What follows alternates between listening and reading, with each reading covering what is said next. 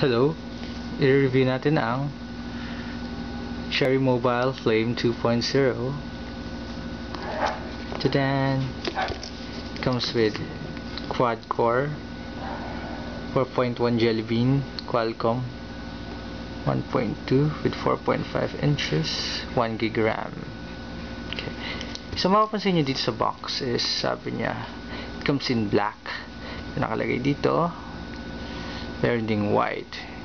Good job Cherry Mobile. Wala namang white. Ewan ko pag siguro sa future meron. Tsaka mahirap siyang buksan. Nung pagkabili ko sa kanya pinabukas ko pa dun sa ewan ko baga yung akin lang yung unit ko to. Pero isa rin mapapansin nyo is yung manual.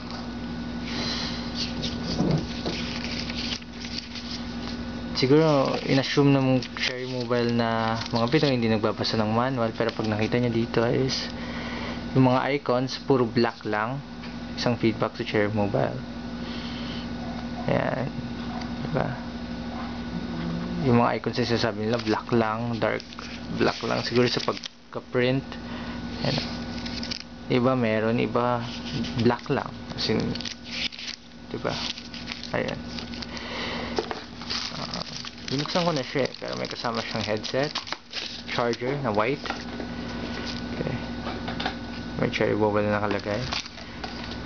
Maganda rin sa kanya is hindi ka malilito na kung ano yung charger mo kasi may nakalagay ditong Cherry Mobile. Kasi kung marami kang mga charger, mga cords, diba? Anyway, dito na tayo sa unit.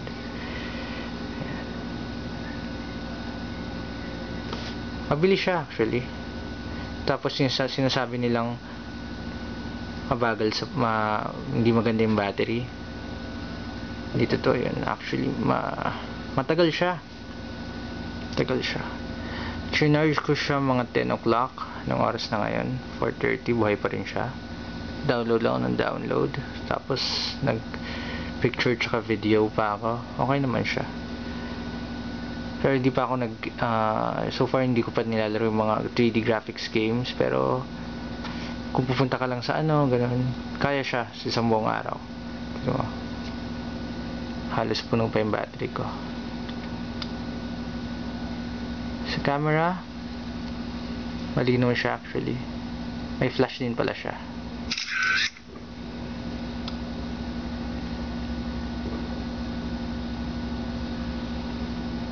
Ang isang feedback ko rin dito, medyo nakakalito yung buttons kung ano-ano yung napipindot ko. Pero smooth siya. Pakita ko sa inyo yung mga pinicturean ko nung una. Ayan, malinaw siya. Sorry. Ayan.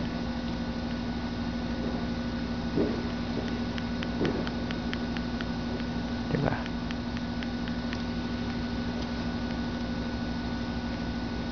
Yung video malinaw din.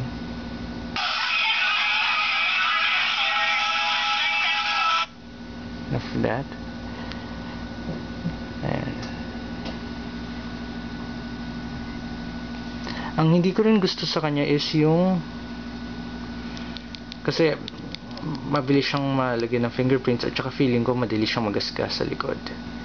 Tsaka yung nakasakay ako kanina sa FX, muntik na siya malaglag dun sa bulsa ko.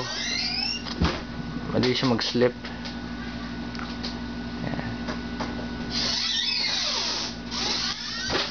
Ito hindi siya mukhang bakal. Mukha lang siyang plastic. Pero I'm not 100% sure. It kinda look like a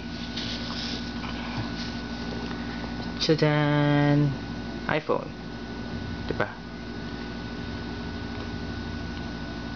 Pero kung mapapansin mo, dito may feel mo talagang bakal. Dito hindi. Siguro covered siya ng lamination siguro, kaya feel mo plastic siya. Pero anyway, it's not a big deal. May kasama na siyang free na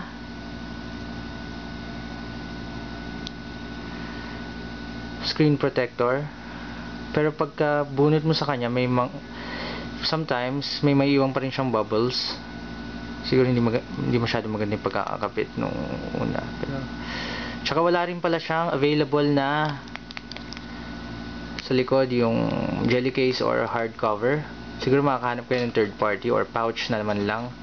Tinanong ko kung pwede yung sa Thunder, pero hindi kasi pa-box nga pala yung camera so hindi siya pwede. Ayun.